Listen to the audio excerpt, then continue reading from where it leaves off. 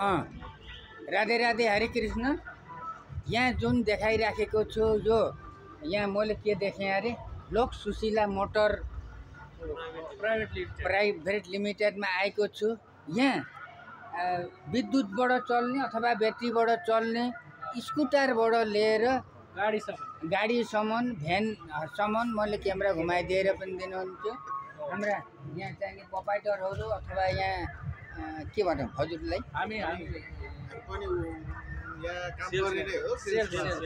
उहाँ सेल्सम्यानहरू हुनुहुन्छ।